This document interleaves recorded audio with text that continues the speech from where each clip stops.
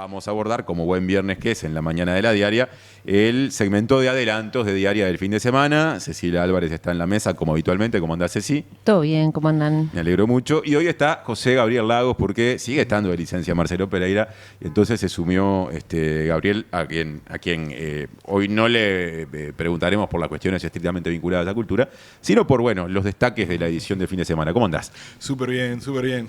Les cuento un poco lo que vamos con la Adelante. parte más cultural, si querés, y después arrancamos para otros lados. Muy bien.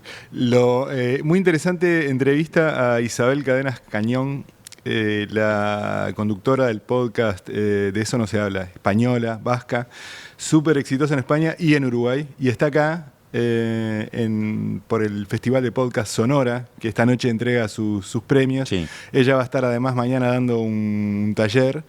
Habla de su vínculo con Uruguay, entre otras cosas, ¿no? Además de hablar de por qué se le ocurrió el podcast, cómo lo hace, la incidencia que ha tenido, cómo ha ido cambiando. Pero habla de las lecturas de autores uruguayos, de su vínculo, no solo a nivel de consumos culturales, sino también por lo que Argentina, Uruguay y el Río de la Plata tienen que ver en la historia de recuperación de memoria colectiva, ¿no? Que ella cuenta cómo en España, se abordó un poco distinto por diversos factores, ¿no? Y bueno, ¿qué otras cosas llevamos? Bueno, hay un espacio de series. Recién estaba editando una nota sobre el caso Fernando Báez Sosa. No sé si se acuerdan, el muchacho que fue asesinado por un grupo de rugbyistas en Argentina. Hace unos 5 años, ¿no? Hace unos años. Bueno, ahora salió una docuserie que tiene producción de Pablo Larraín, el gran director chileno. Sobre eso, y bueno, hay otras cosas que llevamos también en la parte, digamos, como que cierra la edición papel. Va a haber un repaso de las finales de campeonatos uruguayos a propósito de... Claro, porque el domingo se juega la primera. De esta que se viene, claro.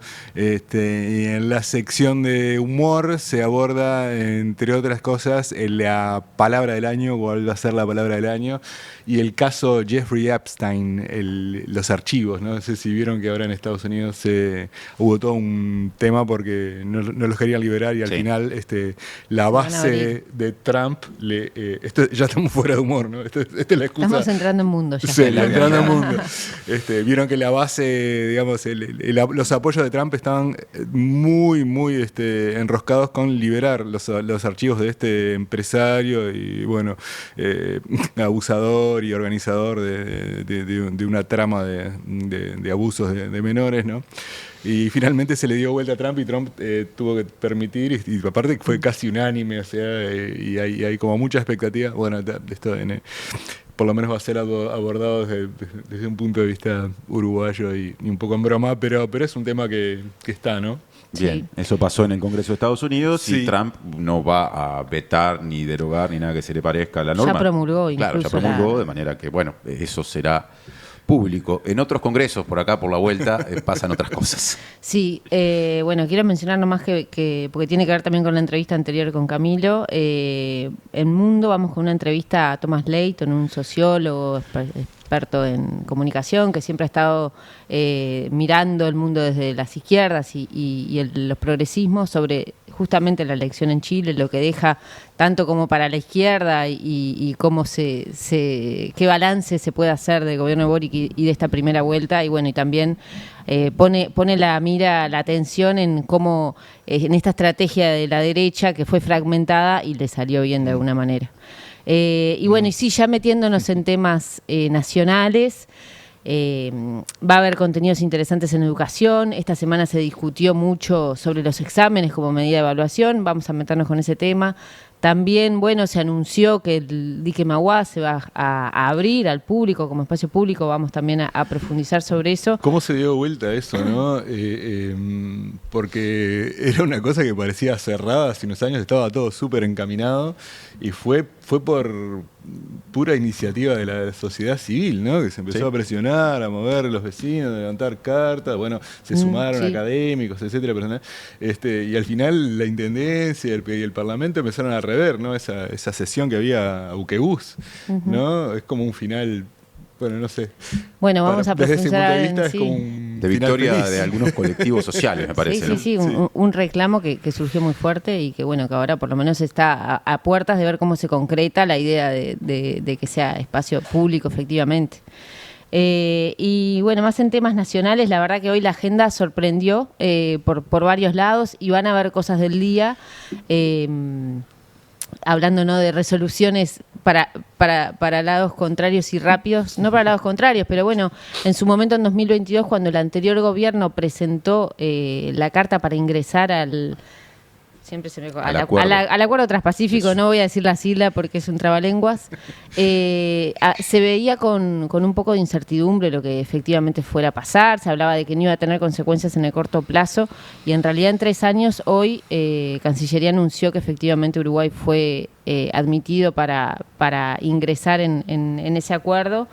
Va a haber que ver, bueno, las repercusiones a nivel local, también a nivel regional, porque en su momento había generado una advertencia del resto de los países del Mercosur, con otra composición también, había generado una advertencia de que, bueno, de que Uruguay se iba de esta necesidad de generar consensos en los acuerdos bilaterales de bloque a bloque, y bueno, y Uruguay en este caso aparentemente sigue, digamos, esto es una aceptación de la solicitud de ingreso, claro. Todavía falta para que se concrete, pero bueno, se marcha por un camino y también da lugar o da pie, digamos, a algo de lo que íbamos a comentar sobre lo que se empieza a abrir la semana que viene con las interpelaciones, que es la guerra de relato de alguna manera. Show de interpelaciones en noviembre y diciembre, ¿no? Parece casi un aviso de, no sé, de saldos de alguna tienda. Claro, porque esto del Transpacífico en realidad es lo contrario, ¿no? Es como una política de Estado, ¿no? Hay una continuidad entre... Se continuó con eso, pero en su momento en realidad el FA hoy en el gobierno, y que me imagino que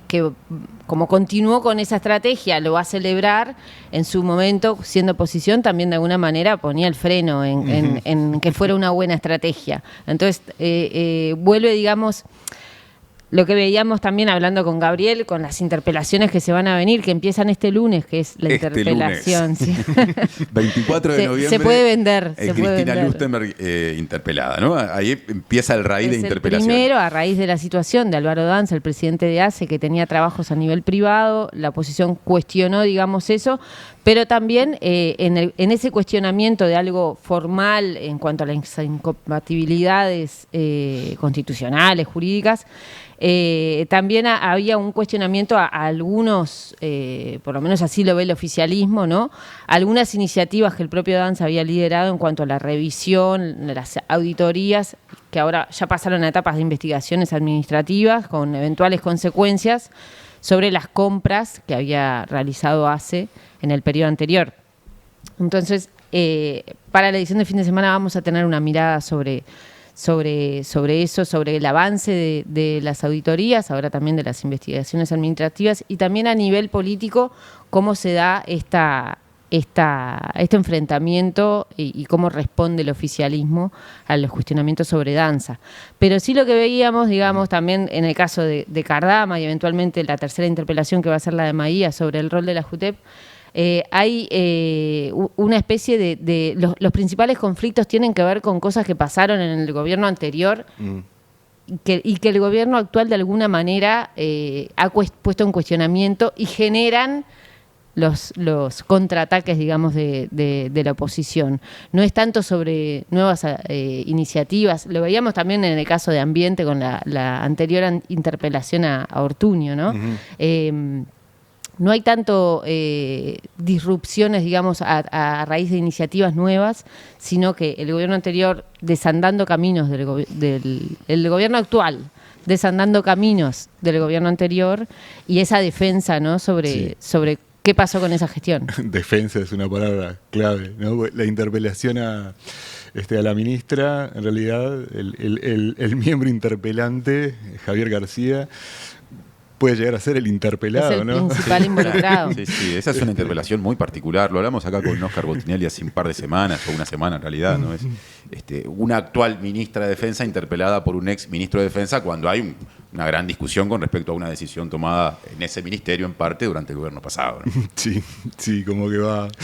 Me hace acordar un poquito ya fuera de esto de las interpelaciones, pero siguiendo con el Partido Nacional al rol de Álvaro Delgado, que es un poco el que está al frente de la autocrítica, pero un poco lo que está haciendo es defendiendo su gestión como candidato. Porque es el Su criticado. propia campaña. El criticado es el que controla Sí. la crítica, y acá hay algo parecido, ¿no? El interpelante en realidad va a defender su accionar, ¿no? Sí, y las No dos sé. partes, por lo menos desde el MPP en algún momento se dijo, sí, mejor que sea García el que va a interpelar, como que evidentemente hay ahí ya una estrategia.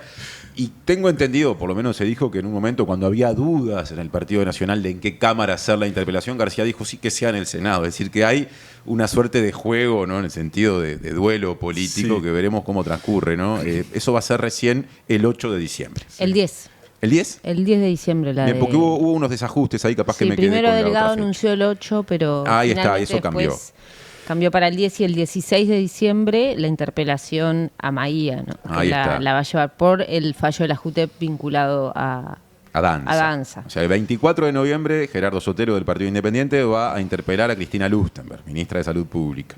El 10 de diciembre, entonces, Javier García, senador del Partido Nacional, a Sandra Lasso, ministra de Defensa Nacional. Y el 16 de diciembre, Pablo Abdala, diputado del Partido Nacional, a José Carlos Maía, ministro de Educación y Cultura. Es ahí la cartelera de interpelaciones. Un fin de año Sí, claro. Un poquito distinto. batallado. A 9 días de Navidad, la última interpelación. Y coincide un poco también con otra cosa que se mencionó acá y en varios lados, ¿no? Que es que bueno, está terminando el asunto presupuesto, ¿no? Que exigía, bueno, parecía exigir cierto trato, ¿no? Entre los distintos partidos, entre los distintos sectores, y como que ahora con eso ya Claro. superado, ¿no? Se intensifica un poco más el conflicto. Bien. Digamos.